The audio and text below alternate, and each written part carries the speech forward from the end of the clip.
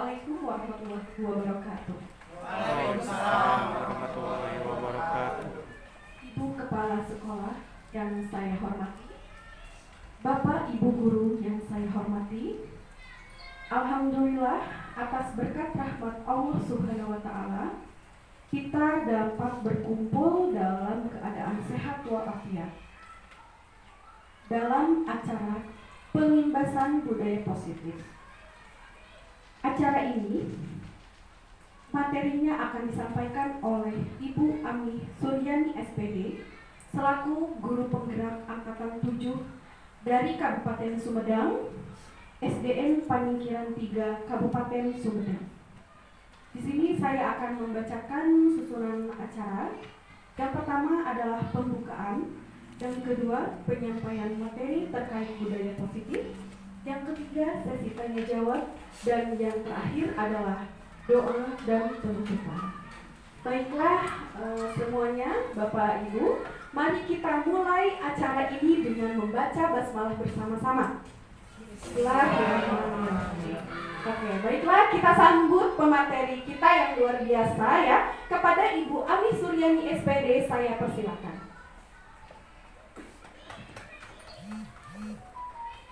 Terima kasih Ibu Cindy, Bapak dan Ibu.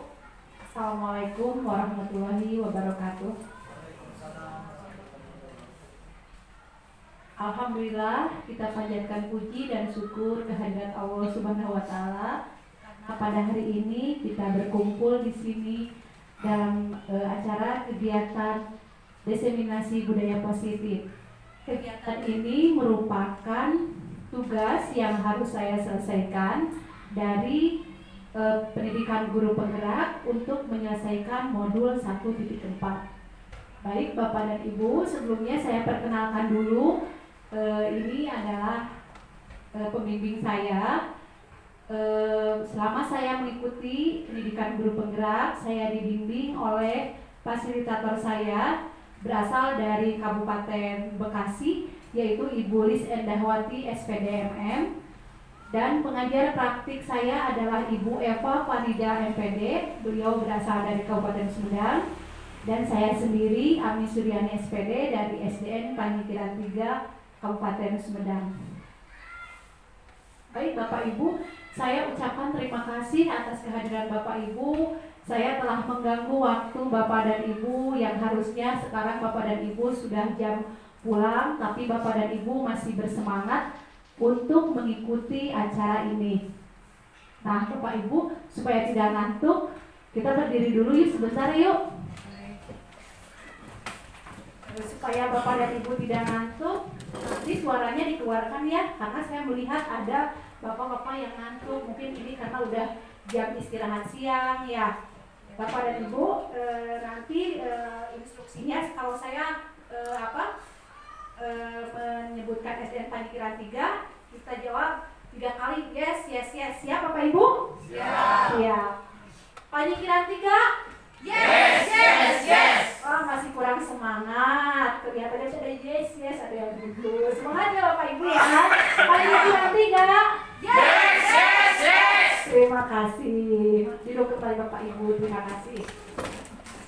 Baik Bapak Ibu, sebelum ke materi yaitu budaya positif, di sini saya akan menyampaikan dulu tujuan pendidikan nasional menurut Ki Hajar Dewantara. Tujuan pendidikan menurut Ki Hajar Dewantara adalah menuntun segala kekuatan kodrat yang ada pada anak-anak itu agar mereka sebagai manusia dan anggota masyarakat dapat mencapai keselamatan dan kebahagiaan yang setinggi-tingginya. Nah, Bapak dan Ibu, menurut KHD, kita sebagai guru itu tugasnya adalah menuntun segala kodrat yang ada pada anak. Jadi, setiap anak itu lahir dengan potensi yang berbeda-beda. Setiap anak tidak bisa disamaratakan. Mereka lahir dari alam yang berbeda, dari kondisi yang berbeda. Jadi, kita tugasnya sebagai guru itu hanya sebagai menuntun, mengarahkan sesuai dengan potensi anak. Kita tidak boleh memaksakan anak sesuai dengan keinginan kita, tetapi kita harus mengarahkan penuntun anak agar anak kita itu nanti mencapai kebahagiaan dan keselamatan yang setinggi-tingginya. Nah, biasanya kan sekarang kita sebagai guru kepada anak itu ya Bapak Ibu suka, wah kamu harus begini, harus begitu, begitu kan? Nah, sebagai guru kita tidak boleh seperti itu, tapi tugas kita hanya membimbing, menuntun. Potensi anak itu berbeda-beda. Baik Bapak Ibu, untuk selanjutnya budaya positif, mungkin di sini Bapak dan Ibu udah ada yang dengar budaya positif itu apa? Budaya positif, ada yang pernah dengar? Pernah apa? Budaya yang membiasakan kebiasaan baik. Iya. Kebiasaan baik. Nah, di sekolah kita juga mungkin ada yang tahu apa yang diterapkan di sekolah kita budaya positif, khususnya di SD kita, SD Panjikiran 3. Apa? Disiplin. Selain itu apa lagi? Ya, 5S, senyum, sapa, salam, yang kayak gitu. Terus apa lagi yang biasa kita laksanakan? Biasanya setiap hari Jumat kita melaksanakan apa? Kebiasaan sholat duha atau literasi, membaca sebelum pelajaran dimulai. Nah, itu termasuk budaya positif. Budaya positif di sekolah ialah nilai-nilai, keyakinan-keyakinan, dan kebiasaan-kebiasaan di sekolah yang berpihak pada murid, agar murid dapat berkembang menjadi pribadi yang kritis, penuh hormat, dan bertanggung jawab. Tadi misalkan contohnya 5S, senyum, sapa, salam, yang hormatnya kayak gitu. Terus setiap hari Jumat kita di sini selalu melaksanakan pembiasaan sholat duha berjamaah. Kemudian literasi sebelum pembelajaran dimulai. Nah, nanti untuk kedepannya kita bisa menggali lagi atau istilahnya kita mengadakan lagi lebih banyak lagi budaya-budaya positif tersebut agar anak itu menjadi pribadi yang penuh hormat dan bertanggung jawab. Nah, kemudian dalam mewujudkan budaya positif ini, guru memegang peranan sentral. Guru perlu memahami posisi apa yang tepat untuk dapat mewujudkan budaya positif, baik lingkup kelas maupun sekolah. Selain itu, pemahaman akan disiplin positif juga diperlukan karena sebagai pamong. Jadi guru ini bersifat sebagai pamong. Guru diharapkan dapat menuntun murid untuk menjadi pribadi yang bertanggung jawab. Oleh karena itu, dua konsep yaitu posisi kontrol guru dan disiplin positif yang menjadi landasan budaya positif. Ya, yang menjadi landasan budaya positif itu adalah posisi kontrol guru. Nanti akan dijelaskan posisi kontrol guru itu yang bagaimana saja. Kemudian disiplin positif ini adalah landasan untuk diwujudkannya budaya positif. Penting bagi guru untuk memahami bagaimana guru harus memposisikan diri saat berhadapan dengan murid. Oleh karena itu, dalam sesi ini kita harus merefleksi diri seperti apa kita itu selama ini. Apakah kita itu sebagai guru yang penghukum, yang pendendam? Dalam komponen kelas, posisi guru dapat dikatakan sebagai penggerak utama. Hal ini mewujudkan juga adanya kontrol guru dalam proses belajar mengajar. Nah, terwujudnya budaya positif Bapak dan Ibu tantangannya banyak dan tidak semua masalah dapat diselesaikan dengan satu cara saja. Contohnya ketika kita akan menerapkan budaya positif di kelas kita, misalkan akan menerapkan budaya positif, tentu tantangannya banyak dari kebanyakan yang dari rekan sejawat yang tidak mendukung, yang istilahnya hanya nyungsirikeun tah nanaonan kikituan dari ajar manu penting mah materi. Kan suka ada yang guru yang seperti itu merupakan tantangan bagi kita. Baik Bapak dan Ibu, di sini mungkin terlalu kecil ya. Di sini saya akan minta Bapak dan Ibu secara berpasang-pasangan coba dan Bapak dan Ibu renungkan. Saya minta kepada Bapak dan Ibu menulis sesuatu yang paling berharga, kemudian tulisan itu Jadi saya minta berpasang-pasangan ya. Nanti saya minta Bapak dan Ibu menulis di kertas, dari kertas Bapak dan Ibu boleh dipraktekkan langsung. Menulis sebuah sesuatu yang paling berharga dalam diri Bapak dan Ibu. Pokoknya sesuatu itu sesuatu yang paling berharga menurut Bapak dan Ibu.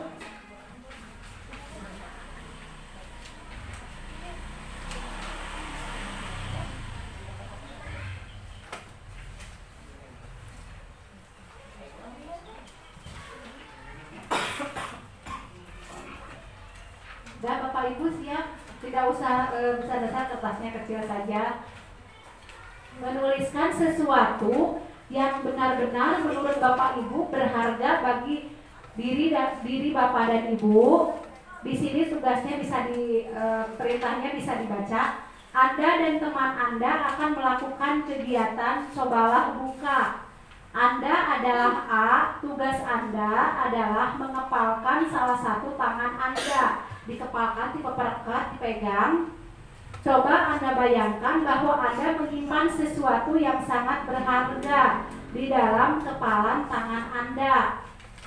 Nah, ibarat yang tadi kertas itu ada di kepalan tangan yang sangat berharga menurut Anda.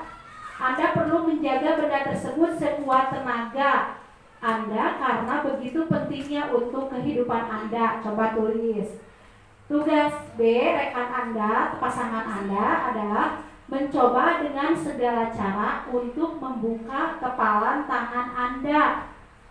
Teman Anda B boleh membujuk, menghardik, mengintimidasi, memarahi, menggoda, menggelitik, menawari Anda uang agar Anda bersedia membuka kepalan tangan Anda. Coba apakah akan dibuka? Coba Bapak Ibu praktekkan. Apakah akan dibuka? Bahwa ada Ibu Siti, apakah akan dibuka kepalan tangan Ibu Siti? Kalau Pak Omar merayu akan mengasih uang, akan dibuka? Tidak. Apa alasannya? Kenapa alasannya tidak akan dibuka? Karena ini adalah hal yang sangat berharga dan hanya saya yang bisa menentukan boleh dibuka atau tidak. Ya, karena ini menurut Bu Siti akan dibuka, apa yang menentukan hidup? Ya, ada lagi Bu Dede, apakah kalau Ibu Eka menawarkan uang akan dibuka? Tidak. Ya, baik Bapak dan Ibu. Mungkin jawabannya semua rata-rata semua jawabannya tidak akan membukanya, walaupun dengan bukan berarti Bapak dan Ibu semuanya punya prinsip ya. Kita itu hidup harus punya prinsip kita. Kadang-kadang prinsip kita juga boleh diketahui oleh orang lain, tapi misalkan kita tetap pada pendirian kita, rata-rata kita tetap teguh pada pendirian kita, berarti Bapak dan Ibu mempunyai prinsip yang kuat, yang bagus ya. Nah, penting bagi guru untuk memahami, harus memposisikan diri saat berhadapan dengan murid. Oleh karena itu, dalam sesi ini kita akan merefleksi seperti apa. Nah, ya. Nih, yang tadi kemungkinan jawaban kita terhadap pertanyaan yang tadi ya Bapak Ibu yang berpasang-pasangan ya, kemungkinan jawabannya adalah tadi saya sudah nanya ke Bu Siti tidak akan dibuka, kemudian tidak akan dibuka. Pertanyaannya dan bervariasi antara yang bersedia membuka dan yang tetap bertahan menutup kepalan tangannya. Pertanyaan ketiga, siapakah yang sesungguhnya memegang kontrol, yang bisa membuka dan menutup itu siapa? Diri kita sendiri. Ya, jawabannya tentunya diri kita sendiri yang memegang kontrol atas kepalan tangan kita. Apakah kita akan membuka atau menutup kepalan tangan kita, itu tergantung pada diri kita masing-masing, sesuai dengan kebutuhan dasar saat itu. Nah, di sini lanjut. Di sini ada ilusi guru mengontrol murid. Nah, pada dasarnya kita tidak dapat memaksa murid untuk berbuat sesuai sesuatu jikalau murid tersebut memilih untuk tidak melakukannya. Kadang-kadang kita sebagai guru suka memaksakan kehendak murid itu sesuai dengan keinginan kita. Walaupun tampaknya guru sedang mengontrol perilaku murid, hal demikian terjadi karena murid sedang mengizinkan dirinya dikontrol. Saat itu bentuk kontrol guru menjadi kebutuhan dasar yang dipilih murid tersebut. Teori kontrol menyatakan bahwa semua perilaku memiliki tujuan, bahkan terhadap perilaku yang tidak disukai. Nah, kalau anak-anak kita perilakunya nyeleneh gitu, kita suka menjudge, kamu tidak baik, kamu tidak benar, kamu nakal. Padahal anak tersebut walaupun melakukan hal negatif, dia mempunyai perilaku, mempunyai tujuan melakukan hal tersebut. Kemudian ilusi bahwa semua penguatan positif, efektif, dan bermanfaat. Penguatan positif atau bujukan adalah bentuk-bentuk kontrol. Segala usaha untuk mempengaruhi agar mengulangi suatu perilaku tertentu adalah suatu usaha untuk mengontrol murid tersebut. Dalam jangka waktu tertentu, kemungkinan murid tersebut akan menyadarinya dan mencoba untuk menolak bujukan kita, atau bisa jadi murid tersebut menjadi tergantung pada pendapat sang guru untuk berusaha. Kemudian, ilusi bahwa kritik dan semangat orang merasa bersalah dapat menguatkan karakter. Nah, di sini menggunakan kritik dan rasa bersalah untuk mengontrol murid menuju pada identitas gagal. Bahwa kalau kita sering mengkritik murid, nah nanti akan kritik tersebut akan murid merasa bersalah dan nantinya menjadi murid yang menuju pada identitas gagal. Mereka belajar untuk merasa buruk tentang diri mereka. Mereka mengembangkan dialog diri yang negatif.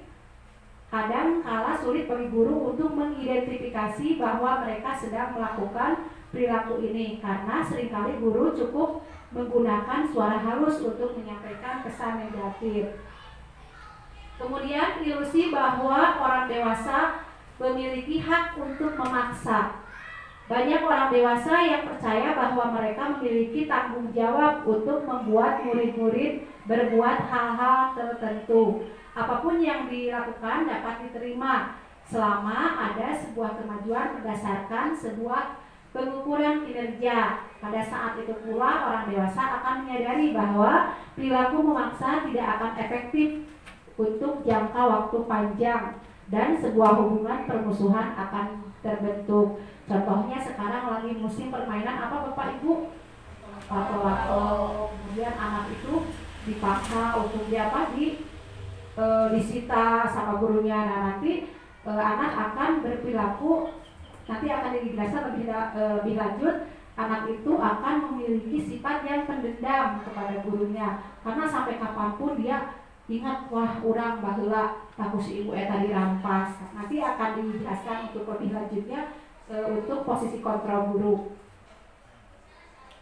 Kemudian bagaimana seseorang bisa berubah dari paradigma stimulus respon yang tadi bahwa kita merasa bahwa kita itu benar, harus diturut sama murid.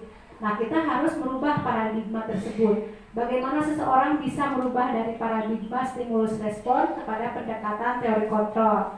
Nah, di sini bila kita ingin membuat kemajuan perlahan, sedikit-sedikit, ubahlah sikap atau perilaku Anda. Atau istilah nama abung-abung kita guru, kita itu merasa paling benar. Kepada murid itu kita merasa, wah kita ini guru, kita itu benar, paling benar. Tidak seperti itu, kita coba rubah paradigma tersebut. Namun bila kita ingin memperbaiki cara-cara utama kita, maka kita perlu mengubah kerangka acuan kita. Ubahlah bagaimana Anda melihat dunia, bagaimana Anda berpikir tentang manusia. Ubahlah paradigma Anda, skema pemahaman dan penjelasan aspek-aspek tentang realitas. Kemudian Bapak Ibu, kita lanjut kepada makna kata disiplin. Mungkin Bapak Ibu ada yang sudah tahu apa itu disiplin? Disiplin itu apa? Ada yang sudah tahu pengertiannya disiplin? Menurut Bapak dan Ibu, disiplin itu apa? Konsisten. Selain itu ada lagi? Patuh. Terus melakukan sesuatu sesuai dengan aturannya. Nah, makna kata disiplin, ketika mendengar kata disiplin, Nah, yang terbayang di benak kita, apa yang terlintas di pikiran kita, kebanyakan orang akan menghubungkan kata disiplin dengan kata tertib ya, teratur dan kepatuhan pada peraturan seperti Pak Umar tadi. Kata disiplin juga sering dihubungkan dengan hukuman. Kemudian padahal itu sungguh berbeda karena belajar tentang disiplin positif tidak harus memberi hukuman. Justru itu adalah salah satu alternatif terakhir dan kalau perlu tidak digunakan sama sekali. Nah, dalam budaya kita makna kata disiplin dimaknai menjadi sesuatu yang dilakukan seseorang pada orang lain untuk mendapatkan kepatuhan. Kita cenderung menghubungkan kata disiplin dengan ketidaknyamanan. Misalkan disiplin itu harus ke sekolah memakai sepatu hitam. Kemudian anak ke sekolah memakai sepatu bukan warna hitam, dihukum. Nah, itu mungkin nanti akan berakibat nanti anak merasa tidak nyaman, Bapak Ibu. Kemudian Bapak Pendidikan kita, Ki Hajar Dewantara menyatakan bahwa di mana ada kemerdekaan, disitulah ada disiplin yang kuat. Sungguh pun disiplin itu bersifat self-disiplin, yaitu kita sendiri yang mewajibkan kita dengan sekeras-kerasnya. Tetapi itu sama saja, sebab jikalau kita tidak cakap melakukan disiplin, wajiblah penguasa lain mendisiplinkan diri kita. Sebelum kita menyuruh anak-anak untuk disiplin, alangkah lebih baiknya kita mendisiplinkan diri kita. Di situ Ki Hajar menyatakan bahwa untuk mencapai kemerdekaan atau dalam konteks pendidikan kita saat ini, untuk menciptakan murid yang merdeka, syarat utamanya harus disiplin yang kuat. Disiplin yang dimaksud adalah disiplin diri yang memiliki motivasi internal. Jika kita tidak memiliki motivasi internal, maka kita memerlukan pihak lain untuk mendisiplinkan kita, atau motivasi eksternal karena berasal dari luar, bukan dari dalam diri kita sendiri. Nah, Bapak Ibu, untuk selanjutnya materi yang selanjutnya adalah nilai-nilai kebajikan. Mungkin Bapak dan Ibu ada yang tahu apa itu nilai-nilai kebajikan?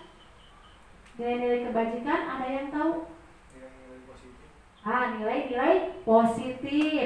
Seperti yang di sekarang profil kurikulum merdeka, profil pelajar Pancasila, nilai-nilai kebajikannya ada berapa? Ada berapa? Ada yang tahu yang kurikulum merdeka kan ada beriman dan bertakwa kepada Tuhan Yang Maha Esa. Terus kan ada lagunya ya, bisa dilakukan beriman dan bertakwa. Gimana? Nah, itu nilai-nilai kebajikan itu apa saja? Yang pertama, beriman dan bertakwa kepada Tuhan Yang Maha Esa dan berakhlak mulia. Kemudian yang kedua, mandiri, gotong royong, bernalar kritis, apalagi kreatif, berkebinekaan global. Itu adalah nilai-nilai kebajikan sesuai dengan profil pelajar Pancasila. Nah, di sini nilai-nilai ini merupakan paling besar dari sikap dan perilaku kita, atau nilai-nilai ini merupakan fondasi kita berperilaku. Nilai-nilai kebajikan adalah nilai-nilai positif manusia yang merupakan tujuan mulia yang ingin dicapai setiap individu. Seperti yang dikemukakan oleh Dr. William Glasser pada teori kontrol, menyatakan bahwa setiap perbuatan memiliki suatu tujuan. Dan selanjutnya dosen mengemukakan bahwa dengan mengaitkan nilai-nilai kebajikan yang diyakini seorang, maka motivasi intrinsiknya akan terbangun, sehingga menggerakkan motivasi dari dalam untuk mencapai tujuan mulia yang diinginkan. Nah, di sini ada yang tadi disebutkan, nilai-nilai kebajikan yang terdapat dalam profil pelajar Pancasila: beriman dan bertakwa kepada Tuhan Yang Maha Esa dan berakhlak mulia, mandiri, bernalar kritis, berkebinekaan global, gotong royong, dan kreatif. Nah, selain nilai-nilai kebajikan yang tadi, Bapak dan Ibu, ada 9 pilar karakter: cinta Tuhan dan segenap nilai-nilai kebajikan, cinta Tuhan dan segenap ciptaannya, kemudian kemandirian, tadi sudah ada tanggung jawab, kemudian kejujuran, itu juga termasuk nilai-nilai kebajikan, diplomatis, hormat dan santun, dermawan, suka menolong dan gotong royong, percaya diri, kreatif dan bekerja keras, kepemimpinan dan keadilan, baik dan rendah hati, toleransi, kedamaian dan kesatuan. Itu merupakan nilai-nilai kebajikan. Bapak dan Ibu sebagai seorang pendidik, saat Anda perlu hadir, ini ada sebuah contoh ya, bukan contoh, ada sebuah kegiatan sebagai seorang pendidik. Saat Anda perlu hadir di suatu pelatihan, motivasi apakah yang mendasari tindakan Anda? Nah, Bapak dan Ibu hadir dalam acara ini, apa motivasinya? Apa karena apa? Coba motivasinya, saya ingin tahu. Kehadiran Bapak Ibu mengikuti diseminasi ini, apa motivasinya? Menambah ilmu, terus? Ya, terus apa lagi? Ada lagi? Nah, di sini apakah Anda hadir karena tidak ingin ditegur? Apakah karena takut dikira tidak mendukung sama ibu guru penggerak, atau takut ditegur oleh kepala sekolah? Tidak, kebanyakan Bapak dan Ibu hadir di sini hanya untuk menambah ilmu. Anda apakah seperti kasus di sini, apakah Anda hadir karena ingin ditegur oleh pihak panitia atau pengawas Anda dan mendapatkan surat teguran, ketidaknyamanan dan hukuman, atau Anda ingin dilihat dan dipuji oleh lingkungan Anda, atau mendapat penghargaan sebagai kepala sekolah berprestasi, mendapatkan imbalan atau penghargaan dari orang lain? Contoh lain, misalkan di sini di sekolah kita masuk jam 7, Bapak Ibu datang sebelum jam 7. Apakah Bapak Ibu mempunyai pikiran ingin dipuji oleh kepala sekolah, ingin dipuji oleh orang tua? Punya pikiran ke sana? Tidak. Kita datang karena tanggung jawab kita, dan karena kita harus memberikan apa kepada anak didik kita? Contoh perilaku yang baik. Kemudian di sini motivasi perilaku manusia. Untuk menghindari ketidaknyamanan atau hukuman ini adalah tingkat terendah. Nah, nanti di sini kita akan belajar tentang hukuman mungkin kepada murid apakah baik atau tidak. Untuk menghindari ketidaknyamanan atau hukuman ini adalah tingkat terendah dari motivasi perilaku manusia.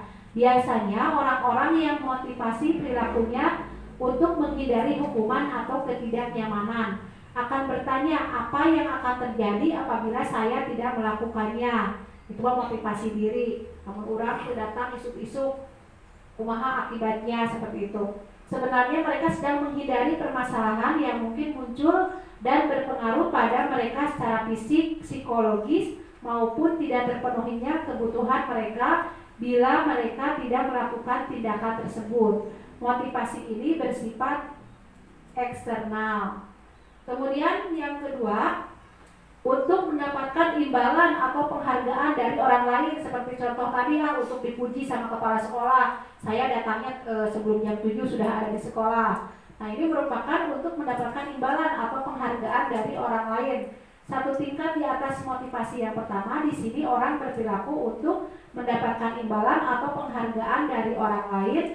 Orang dengan motivasi ini akan bertanya, apa yang akan saya dapatkan apabila saya melakukannya? Berarti itu mah ingin dipuji, ingin mendapatkan reward. Mereka melakukan sebuah tindakan untuk mendapatkan pujian dari orang lain yang menurut mereka penting dan mereka letakkan dalam dunia berkualitas mereka. Ayatnya di dia sok pujian kayak kapuji.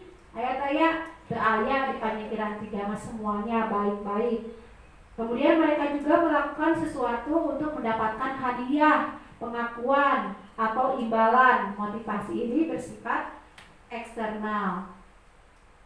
Kemudian untuk menjadi orang yang mereka inginkan dan menghargai diri sendiri dengan nilai-nilai yang mereka percaya.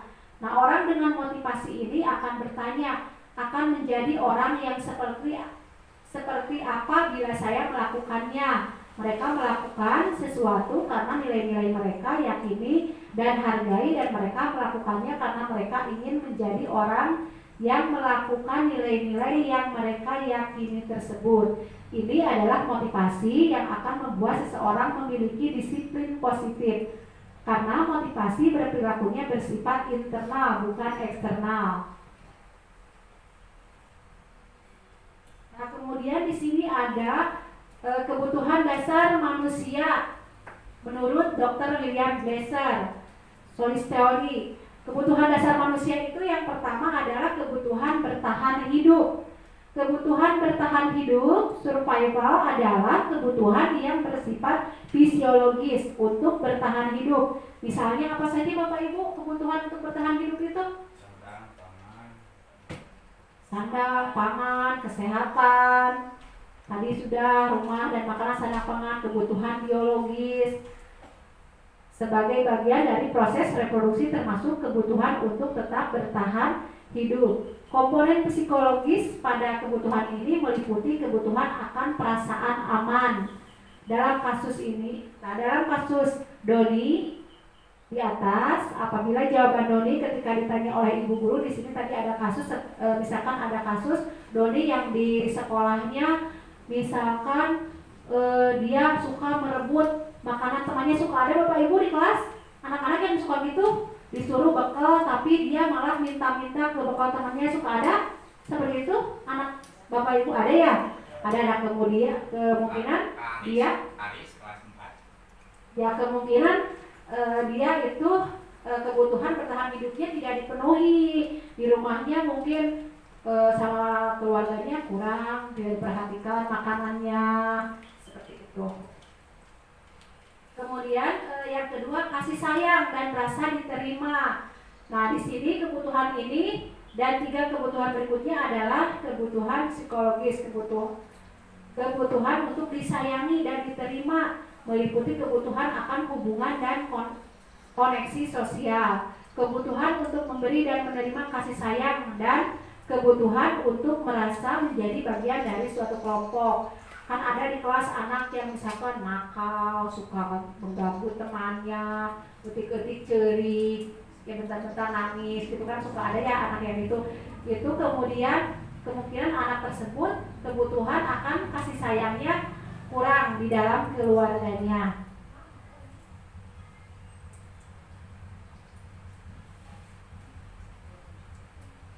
Untuk selanjutnya Bapak Ibu,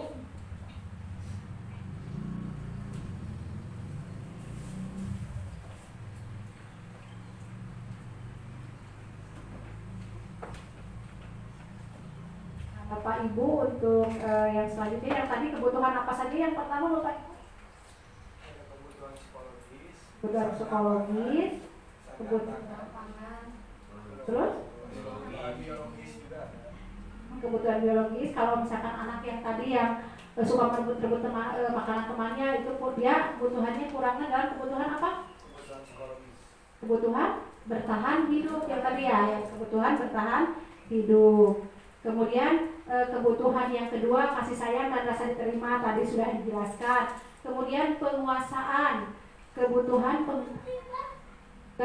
pengakuan atas kemampuan. Ada kan di kelas biasanya anak yang gak jago, sok pintar, sok tahu ya, itu berarti dia kebutuhan penguasaannya kurang. Kebutuhan ini berhubungan dengan kekuatan untuk mencapai sesuatu, menjadi kompeten, menjadi terampil, diakui atas prestasi dan keterampilan, didengarkan dan memiliki rasa harga diri. Kebutuhan ini meliputi keinginan untuk dianggap berharga, bisa membuat perbedaan, bisa membuat pencapaian, kompeten, diakui, dihormati. Kemudian selanjutnya adalah yang keempat adalah kebebasan. Kebebasan adalah kebutuhan akan pilihan. Kebutuhan untuk bebas adalah kebutuhan akan kemandirian, otonomi, memiliki pilihan dan mampu mengendalikan arah hidup seseorang. Anak-anak dengan kebutuhan kebebasan yang tinggi menginginkan pilihan. Mereka perlu banyak bergerak, suka mencoba-coba, tidak perlu terpengaruh oleh orang lain, dan senang mencoba hal yang baru. Contohnya misalkan di kelas ada anak yang kadang-kadang guru ada yang menggambar ini, tapi anak tidak mau ya, tidak mau, saya maunya menggambar ini. Nah, kita tidak boleh memaksakan kepada anak seperti itu. Kemudian kesenangan, kebutuhan untuk merasa senang. Kebutuhan akan kesenangan adalah kebutuhan untuk mencari kesenangan, bermain dan tertawa. Bayangkan hidup tanpa kenikmatan apapun, betapa menyedihkan. Besler menghubungkan kebutuhan akan kesenangan dengan belajar. Semua hewan dengan tingkat intelijensi tinggi, anjing, lumba-lumba, dan lain-lain. Saat mereka bermain, mereka mempelajari keterampilan hidup yang penting. Manusia tidak berbeda. Biasanya di kelas abang ya memberi wae kita sebagai guru memarahinya atau menghukumnya, itu tidak boleh seperti itu ya. Kemudian selanjutnya adalah posisi kontrol. Di sini adalah posisi kontrol guru. Bapak dan Ibu, di sini sebagai ada 5 posisi kontrol. Yang pertama adalah posisi penghukum. Maksudnya di sini posisi kontrol kita sebagai guru. Yang pertama ada posisi penghukum. Nanti Bapak Ibu bisa merefleksi diri Bapak dan Ibu, apakah selama ini saya itu termasuk sebagai guru yang memposisikan sebagai penghukum atau sebagai manajer. Nah, di sini contohnya posisi guru sebagai penghukum. Seorang penghukum bisa menggunakan hukuman fisik maupun verbal. Orang-orang yang menjalankan posisi penghukum senantiasa mengatakan bahwa sekolah memerlukan sistem atau alat yang dapat lebih merekam murid-murid lebih dalam lagi. Misalkan contohnya ada anak yang tidak mengerjakan PR, dihukum membersihkan WC atau membersihkan kelas. Nah, nanti hasilnya Bapak dan Ibu jangan salah, kemungkinan murid marah dan mendendam atau bersifat agresif. Nanti dia itu menjadi bukannya lebih baik, tapi nanti murid tersebut suka menjadi dendam sampai kapanpun. Dia akan mengingatnya, wah bahasa kurang di kelas genap ku ibu anu dihukum. Nah, justru posisi penghukum itu tidak baik untuk anak. Kemungkinan murid marah dan mendendam atau bersifat agresif. Bisa jadi sesudah kembali duduk, murid tersebut akan mencoret-coret bukunya atau meja tulisnya karena mereka marah. Mungkin ya disuruh duduk diam, tapi bisa jadi dia akan mencoret-coret buku atau yang lainnya. Kemudian yang kedua, posisi guru itu sebagai pembuat merasa bersalah. Pada posisi ini biasanya guru akan bersuara lebih lembut. Nah, pembuat rasa bersalah akan menggunakan keheningan yang membuat orang lain merasa tidak nyaman, bersalah atau rendah diri. Kata-kata yang keluar dengan lembut, misalkan ibu sangat kecewa tadi kamu telah melakukan seperti itu. Nah, nanti hasilnya di posisi kontrol kita pembuat rasa bersalah, murid akan merasa bersalah. Bapak Ibu salah juga ya, serba salah. Cina posisi penghukum salah, nanti murid akan merasa dendam. Pembuat rasa bersalah salah juga, nanti akan murid merasa akan bersalah telah mengecewakan ibu dan bapak gurunya. Murid akan merasa menjadi orang yang gagal dan tidak sanggup membahagiakan orang lain. Kemudian kadang-kala sikap seperti ini lebih berbahaya dari sikap penghukum, karena emosi akan tertanam rapat di dalam murid menahan perasaan. Tidak seperti murid dalam guru penghukum, di mana murid bisa menumpahkan amarahnya walaupun dengan cara negatif. Nah, murid kalau sudah dimarahi kan suka ada yang pendendam, akhirnya bukannya berubah menjadi baik, tapi dia menjadi tidak baik.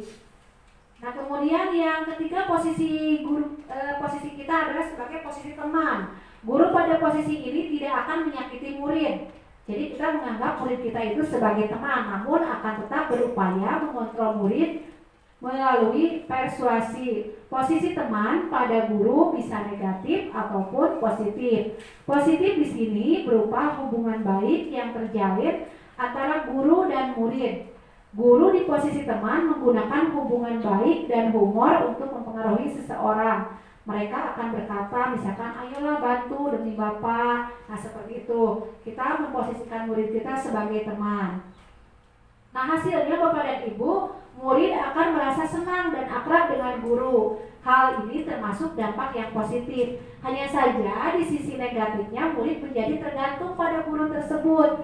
Bila ada masalah, dia merasa bisa mengandalkan guru tersebut untuk membantunya. Akibat lain dari posisi teman, hanya akan berbuat sesuatu bila yang menyuruh adalah guru tersebut dan belum tentu berlaku pada guru yang lainnya. Mungkin nurutnya satu guru itu saja, ke guru yang lain dia tidak akan menurut. Kemudian posisi kontrol guru yang keempat adalah posisi pemantau. Nah, memantau berarti mengawasi. Pada saat kita mengawasi, kita bertanggung jawab atas perilaku orang-orang yang kita awasi. Posisi pemantau berdasarkan pada peraturan-peraturan dan konsekuensi. Dengan menggunakan sanksi atau konsekuensi, kita dapat memisahkan hubungan pribadi dengan murid. Sebagai seorang yang menjalankan posisi pemantau, pertanyaan yang diajukan sepertinya misalkan bila anak ke sekolah tidak memakai baju putih-putih di hari Senin, kita bisa bertanya kepada anak, peraturannya apa Mas setiap hari Senin. Nah, itu adalah disebut posisi pemantau. Nah, hasil dari posisi pemantau di sini murid memahami konsekuensi yang harus dijalankan karena telah melanggar salah satu peraturan sekolah. Guru tidak menunjukkan suatu emosi yang berlebihan, menjadi marah atau membuat mereka merasa bersalah. Murid tetap dibuat nyaman, yaitu dengan harus tinggal kelas pada waktu jam istirahat dan mengerjakan tugas. Guru tetap harus memantau murid pada saat mengerjakan tugas di jam istirahat karena murid tidak bisa ditinggal seorang diri. Itu adalah posisi kontrol guru sebagai pemantau. Kemudian yang kelima, Bapak dan Ibu, adalah posisi guru sebagai manajer. Di sini posisi terakhir, manajer, adalah posisi di mana guru berbuat sesuatu bersama dengan murid, mempersilahkan murid mempertanggungjawabkan perilakunya, mendukung murid agar dapat menemukan solusi atas permasalahannya sendiri. Jadi di sini adalah mungkin posisi manajer itu merupakan posisi yang paling ideal ya Bapak Ibu, karena di sini guru bisa mempersilahkan murid untuk mempertanggungjawabkannya apa yang dilakukannya tanpa harus menghukum dan tanpa harus merasakan dia sebagai seorang murid yang gagal atau yang bersalah. Nah, di sini untuk selanjutnya Bapak dan Ibu, di sini saya akan meminta kepada Bapak dan Ibu tolong renungkan sama Bapak Ibu, mungkin tidak usah ditulis.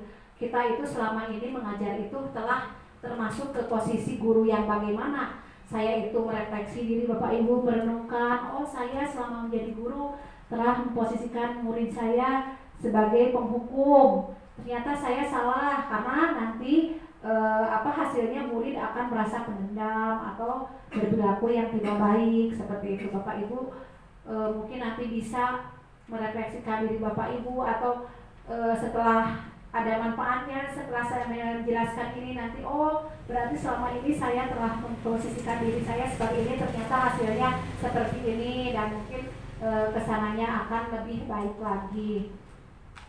Baik Bapak Ibu, untuk selanjutnya yaitu tentang keyakinan kelas, keyakinan dan peraturan kelas. Nah Bapak Ibu mungkin ada yang bisa menjawab atau menjelaskan apa bedanya keyakinan dan peraturan.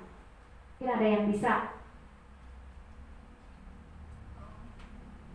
Apa Bu Cindy? Mungkin untuk peraturan itu bila dilanggar ada sanksi yang harus dijalankan. Kalau keyakinan? Untuk keyakinan itu adalah usaha dan tanggung jawab yang dirasa dari dalam diri siswa sendiri. Ya, bagus sekali. Karena adanya takut dihukum. Ya, baik, bagus sekali jawabannya Bu Cindy. Peraturan dan keyakinan, kalau biasanya kan, kalau misalkan begini ya, anak daftar ke Panikiran 3, misalkan di sini setiap hari Senin harus memakai pakaian putih-putih. Apakah itu keyakinan atau peraturan? Peraturan. Terus kalau misalkan di sini datang tepat waktu, apakah keyakinan atau peraturan?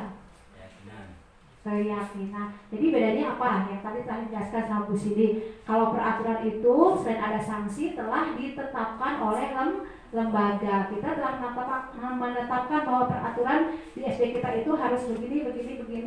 Apabila melanggar begini. Nah bedanya kalau keyakinan itu anak disuruh mendiskusikan, disuruh memberikan masukan atau sebelum sebelum kita membuat keyakinan itu kita harus mendiskusikan, kesepakatan harus disepakati dulu sama anak-anak. Misalkan contohnya nih kelas 4 atau kelas 5 mau membuat keyakinan kelas apa, itu berdasarkan kesepakatan antara murid-murid tersebut. Dan keyakinan kelas itu tidak memberatkan bagi anak-anak. Misalkan contoh kelas Bu Cindy akan membuat keyakinan kelas datang tepat waktu, misalkan. Terus apalagi selain datang tepat waktu bisa yang keyakinan kelas misalkan saling menghormati atau menjaga kebersihan di kelas dan sekolah. Nah itu keyakinan kelas. Kalau peraturan itu mutlak harus dilaksanakan dan bila itu sudah ditetapkan oleh lembaga. Tapi kan kalau misalkan anak melakukan keyakinan kelas itu, kalau peraturan itu kan anak tidak tahu peraturan di SD Penyikiran 3 itu ini tidak tahu. Baru dia mengetahui ketika dia mendaftar, kemudian kita bacakan ini peraturannya di sekolah ini. Nah kalau bedanya kalau keyakinan itu anak itu sudah tahu, diberitahu. Nah di sini ada contoh kelas 4 dalam membuat keyakinan kelas. Di sini ada Bapak Ibu, ini ada videonya. Nah, ini video tentang keyakinan kelas. Bisa suaranya nih.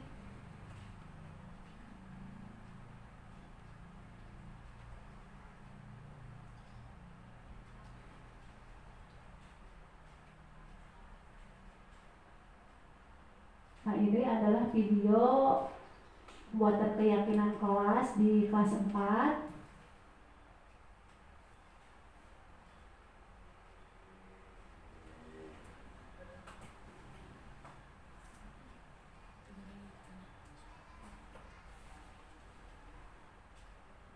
Waiting. Bluetooth connected.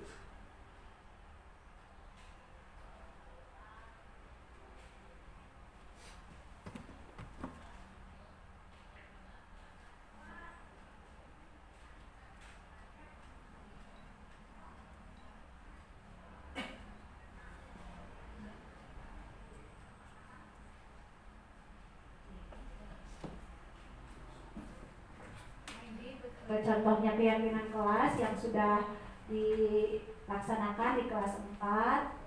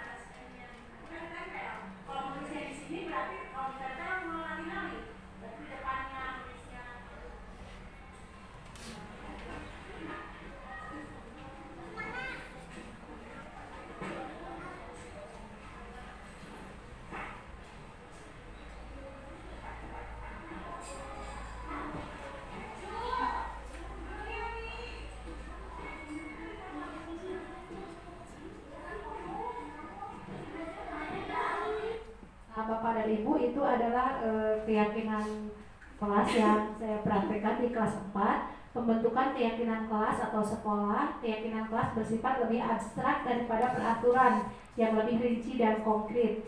Keyakinan kelas berupa pertanyaan universal, pertanyaan keyakinan Keyakinan kelas senantiasa dibuat dalam bentuk positif. Keyakinan kelas hendaknya tidak terlalu banyak sehingga mudah diingat dan dipahami oleh semua warga kelas. Jangan karena Anda saya pengen banyak keyakinan kelasnya, hal positifnya pengen banyak, ibu menulis 10 atau 12, itu kadang-kadang anak lupa. Tetapi kalau kita membuat keyakinan kelasnya itu sedikit, mungkin anak akan lebih mengingatnya. Keyakinan kelas sebaiknya sesuatu yang dapat diterapkan di lingkungan tersebut. Seperti dalam video tadi, saya keyakinan kelasnya misalkan ada 3, menjaga kebersihan kelas dan sekolah, datang tepat waktu, dan saling menghormati sesama teman, saling menghormati sesama warga sekolah. Itu keyakinan kelas yang dibuat di kelas 4. Nah, semua warga kelas hendaknya ikut berkontribusi dalam pembuatan keyakinan kelas lewat kegiatan curah pendapat. Jadi kita berdiskusi, mencari kesepakatan agar anak benar-benar konsekuen dalam melaksanakannya. Nah, Bapak Ibu, untuk materi yang mungkin yang terakhir ya, yaitu segitiga restitusi. Ya, di sini di dalam segitiga restitusi itu ada 3 tahapan. Yang pertama adalah menstabilkan identitas. Bagian dasar dari segitiga bertujuan untuk mengubah identitas anak dari orang yang gagal karena melakukan kesalahan menjadi orang yang sukses. Anak yang melanggar peraturan karena sedang mencari perhatian adalah anak yang sedang mengalami kegagalan. Dia mencoba untuk memenuhi kebutuhan dasarnya, namun ada benturan. Kalau kita mengkritik dia, maka kita akan tetap membuatnya dalam posisi gagal. Nah, nanti di sini di video akan ditayangkan tentang segitiga restitusi yang pernah saya praktekkan di kelas. Nah, Bapak dan Ibu, untuk memenuhi kebutuhan dasarnya namun ada benturan. Kalau kita mengkritik dia, maka kita akan tetap membuatnya dalam posisi gagal. Kalau kita ingin ia menjadi reflektif, maka kita harus meyakinkan si anak dengan cara mengatakan kalimat-kalimat ini. Berbuat salah itu tidak apa-apa, tidak ada manusia yang sempurna. Saya juga pernah melakukan kesalahan tersebut itu. Nah, di situ adalah tahapan-tahapan untuk melaksanakan segitiga restitusi. Jadi ketika anak melakukan kesalahan, kita tidak boleh memarahinya atau apalagi menghukumnya, tetapi kita itu harus menerapkan segitiga restitusi. Yang pertama tadi tahapannya menstabilkan identitas agar anak tidak merasa menjadi pribadi yang gagal. Kemudian yang kedua tahapannya adalah validasi tindakan yang salah. Nah, di sini setiap tindakan kita dilakukan dengan suatu tujuan, yaitu memenuhi kebutuhan dasar. Kalau kita memahami kebutuhan dasar, apa yang mendasari sebuah tindakan, kita akan bisa menemukan cara-cara paling efektif untuk memenuhi kebutuhan tersebut. Nah, kemudian yang ketiga yaitu menanyakan keyakinan. Nah, Bapak dan Ibu heran naon sih segitiga restitusi itu? Segitiga restitusi itu adalah untuk kita menyelesaikan masalah dengan siswa tanpa harus menyakiti si anak tersebut. Tahapan-tahapannya tadi telah disebutkan, dan tahapan yang ketiga adalah menanyakan keyakinan. Teori kontrol menyatakan bahwa kita pada dasarnya termotivasi secara internal ketika identitas sukses telah tercapai dan tingkah laku yang salah telah divalidasi, maka anak akan siap untuk dihubungkan dengan nilai-nilai yang dia percaya dan berpindah menjadi orang yang dia inginkan. Pertanyaan-pertanyaan di bawah ini menghubungkan keyakinan anak dengan keyakinan kelas atau keluarga. Bapak Ibu, di sini juga saya telah mempraktekkan segitiga restitusi, bisa dilihat sama Bapak dan Ibu.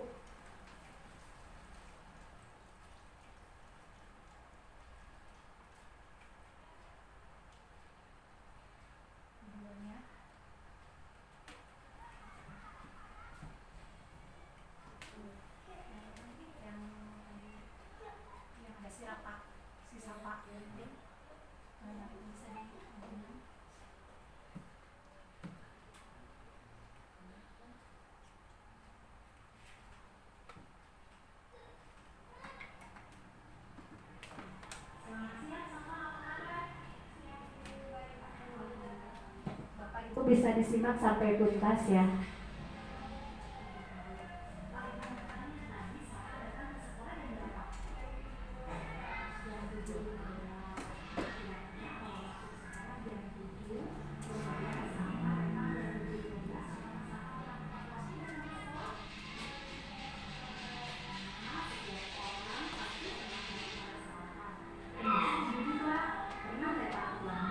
Di sini kita tidak akan bisa siapa yang benar dan siapa yang salah. Ibu hanya ingin memberikan solusi kepada siswa agar Sapa berterima kasih dengan sekolah. Nah, Sapa pasti punya alasan kenapa coba Sapa bisa tetap terlambat ke sekolah. Kalau boleh tahu alasannya Sapa bisa terlambat bangun.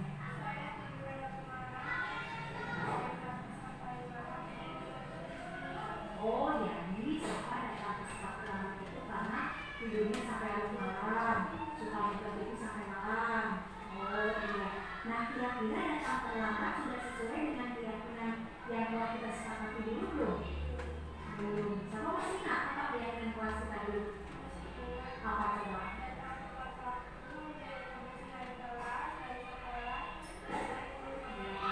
Ya, datang tepat waktu, menjaga kebersihan kelas dan sekolah, dan datang tepat waktu. Kemudian hal apa saja yang Sapa akan lakukan agar tidak terlambat lagi datang ke sekolah?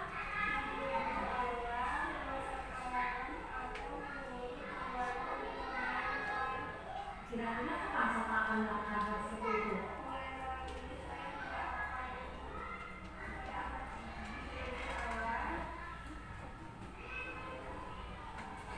Terus tidak akan jadi mulai hari ini mulai malam ini. Nah, terima kasih karena kamu telah melakukan perubahan yang lebih baik.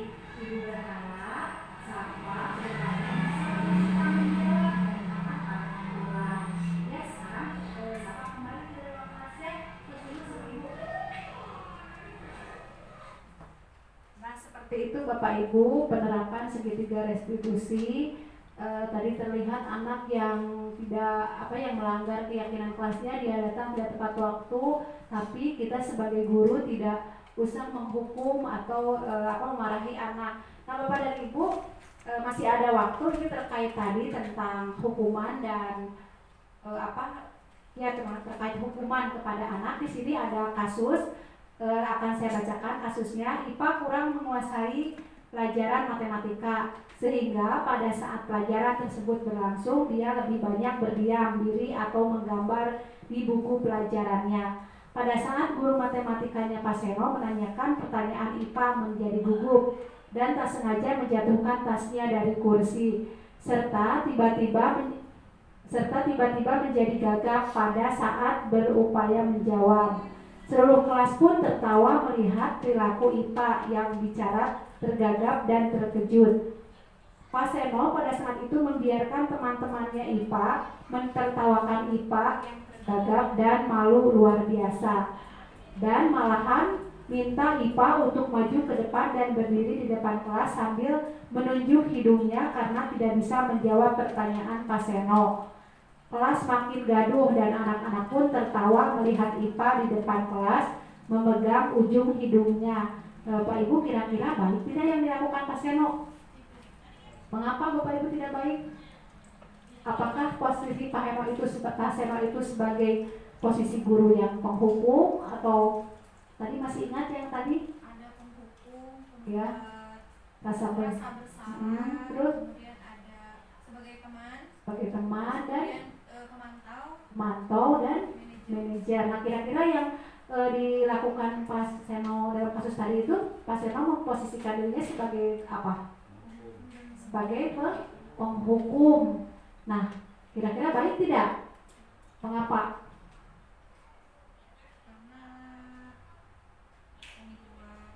Mengapa Bapak dan Ibu? Karena akan bagaimana Bapak Ibu, apakah suka seperti itu ke anak-anak? Kalau misalkan ada yang tidak memperhatikan, disuruh ke depan, disuruh berdiri, apa ada yang seperti itu? Ya, tidak kan, tidak ada kan? Nah, setelah ini mungkin tidak baik, bagaimanapun alasannya tetap menghukum itu tidak baik bagi anak-anak. Nanti anak-anak ke depannya bukan jalan jangka sekarang, tapi jalan jangka ke depannya masa yang akan datang, anak itu akan menjadi pendendam. Contohnya saya juga pernah dulu seperti itu, dihukum sama guru SMA saya karena tidak mengerjakan PR. Sampai sekarang saya ketemu sama guru itu tidak suka aja, tidak senang aja. Malah kalau saya bertemu itu, nah mungkin anak-anak kita juga akan seperti itu, Bapak dan Ibu. Nah, kemudian di sini ada bukan kasus.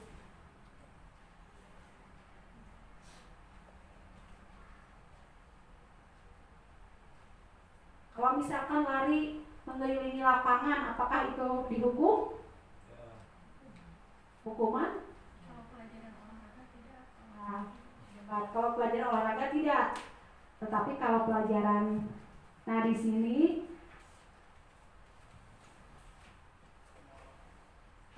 hukuman sesuatu yang menyakitkan dan harus terjadi.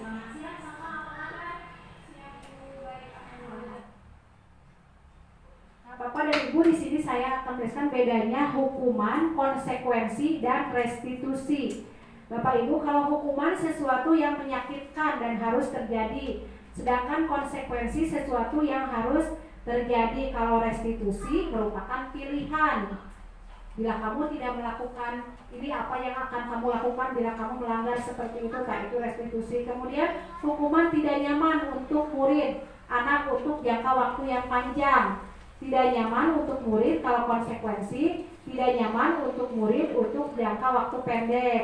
Nah, restitusi menguatkan untuk murid anak dalam jangka waktu panjang. Nah, kemudian kalau hukuman, korban mendapatkan keadilan. Kalau konsekuensi, korban bisa diabaikan, dan restitusi, korban mendapatkan ganti. Katanya di sini ada.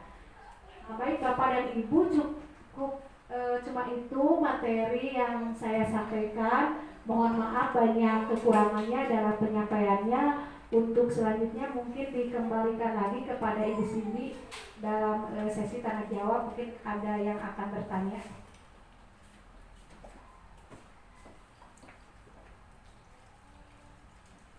Baik, terima kasih kepada Ibu Ami yang sudah menyampaikan materinya yang sangat luar biasa tentang budaya positif di sekolah. Nah, untuk sekarang akan dibuka sesi tanya jawab.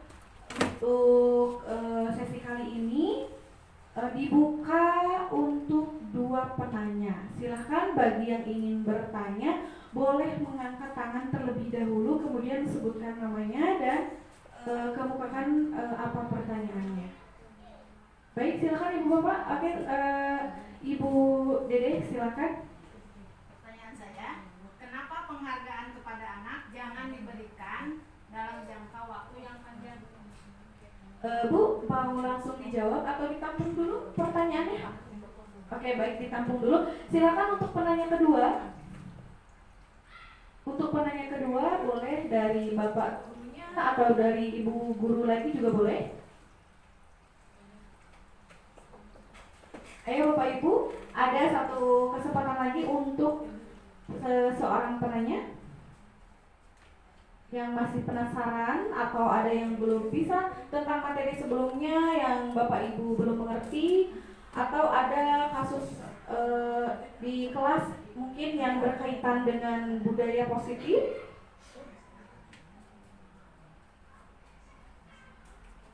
Silakan Bapak Ibu, jangan takut, jangan malu, nanti akan dijawab oleh Bu Ami ya. Boleh 2, Bu? Bagaimana Bu? Boleh apakah boleh sama orangnya atau boleh atau oh ya, ada yang kedua penanya, silakan Ibu Eka. Tadi Ibu menjelaskan bahwa hukuman itu tidak boleh. Bagaimana halnya dengan anak yang dikasih nasihat dengan lembut tetapi tetap tidak nurut? Terima kasih kepada Ibu Dede dan juga Ibu Eka yang telah mengajukan pertanyaan, dan selanjutnya silakan kepada Ibu Ami untuk menjawab pertanyaan. Terima kasih Bu Cindy. Tadi Bu Dede pertanyaannya, mengapa penghargaan tidak boleh dilakukan dalam jangka waktu yang panjang ya? Ya baik Bapak dan Ibu, penghargaan itu boleh-boleh saja diberikan kepada anak. Kenapa tidak boleh diberikan dalam jangka waktu yang panjang? Karena kalau misalkan kita memberikan penghargaan dalam jangka waktu yang panjang, anak itu menjadi sebuah kebiasaan, terlena mau melakukan sesuatu dan karena ada upahnya, karena ada hadiahnya. Mungkin nanti kalau diberikan dalam jangka waktu panjang, anak-anak tersebut akan seperti itu terus. Boleh kita memberikan penghargaan tapi tidak dalam jangka waktu yang panjang. Kalau sekali-kali boleh kita memberikan penghargaan kepada anak untuk meningkatkan motivasi anak di dalam pembelajaran. Tapi kalau misalkan secara terus-menerus itu tidak baik bagi anak, karena anak-anak akan merasa dia melakukan sesuatu itu karena ada hadiahnya, ada rewardnya gitu. Jadi menurut saya itu tidak baik memberikan seperti itu. Terkait dengan tadi ya Bu, materi yang hukuman yang seperti itu ya, posisi guru seperti itu, penghargaan hukuman yang seperti itu. Jadi menurut saya itu tidak baik kalau dalam jangka waktu panjang, tetapi kalau dalam jangka waktu pendek boleh-boleh saja untuk meningkatkan motivasi anak dalam belajar. Kemudian pertanyaan yang kedua dari Bu Eka ya, kenapa Bu Eka tadi hukuman bagaimana nah suka kan kadang ada itu Bapak dan Ibu tidak kemungkinan, saya juga ya di kelas 4 ada anak yang misalkan kalau di leleyan teh malah ngalunjak gitu, tidak mau melakukan, justru dia itu mau merubah kebiasaan dia yang jelek menjadi positif itu karena kalau kita ancam, kalau kita ditegaskan, dikerasan gitu, padahal dalam bentuk apapun menghukum itu tidak baik. Jadi apapun konsekuensinya, menghukum itu tetap tidak baik. Seorang guru tidak baik memberikan hukuman kepada anak dalam bentuk apapun, dalam bentuk verbal, karena akan menyebabkan tadi anak itu menjadi anak yang pendendam. Nanti kedepannya anak itu akan mengingat-ingat terus, akan dendam, akan seperti itu. Jadi apapun bentuknya, hukuman itu tidak baik bagi anak didik kita. Mungkin itu jawabannya dari saya. Untuk selanjutnya saya kembalikan lagi kepada Ibu Cindy. Ya, terima kasih Ibu Ami yang sudah menjawab pertanyaannya. Alhamdulillah ya, materi sudah selesai. Untuk penutupannya, sebagai guru itu kita harus membimbing dan mengarahkan murid untuk menerapkan budaya positif ya, Bapak Ibu guru. Dan kemudian ada beberapa posisi kita sebagai guru, diantaranya adalah sebagai posisi kontrol, itu penghukum, ada sebagai pembuat merasa bersalah, sebagai teman, ada sebagai pemantau, dan juga manajer. Nah, sebaiknya kita itu posisi yang terbaik adalah sebagai manajer. Nah, dalam menerapkan budaya positif, kita sebagai guru bisa membuat keyakinan kelas ya, seperti yang sudah disampaikan oleh Ibu Ami, membuat keyakinan kelas yang disepakati bersama siswa. Dan bila anak atau murid itu belum mampu menerapkan keyakinan kelas, sebaiknya itu kita tidak menghukum siswa, tapi sebaiknya kita melakukan restitusi dengan melaksanakan segitiga restitusi dengan tahapan menstabilkan identitas, validasi apa yang salah, kemudian menanyakan kembali keyakinan kelas yang telah disepakati. Oke, baik Bapak Ibu, alhamdulillah acaranya sudah selesai.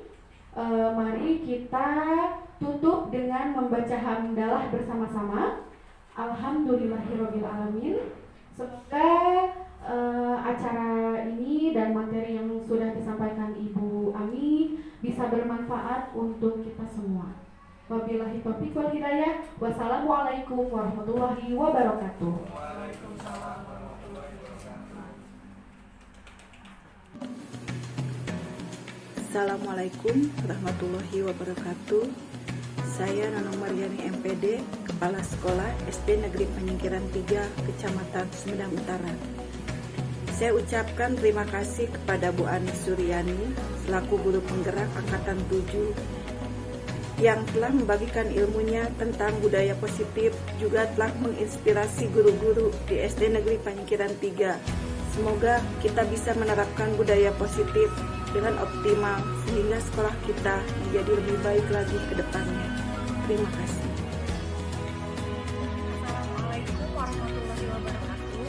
Perkenalkan, saya Cindy Ayu Fatmala, guru kelas di SDN Panyingkiran 3. Saya adalah teman sejawat dari Ibu Ami Suryani. Setelah saya mengamati dan mencermati Ibu Ami yang mengikuti guru penggerak dan menerapkan budaya positif di sekolah, banyak hal yang berubah. Murid menjadi lebih disiplin, sadar akan kewajiban di kelas, kemudian murid juga lebih giat belajar. Dan semua ini terwujud karena Ibu Ami menerapkan nilai-nilai kebajikan yang telah disepakatinya. Saya sangat terinspirasi dengan Bu Ami. Assalamualaikum warahmatullahi wabarakatuh. Assalamualaikum warahmatullahi wabarakatuh. Nama saya Aditya, siswa kelas 4A. Tadi saya dan teman-teman membuat keyakinan kelas bersama. Perasaan saya sangat senang. Semoga kami dapat menjalankannya dengan baik. Terima kasih.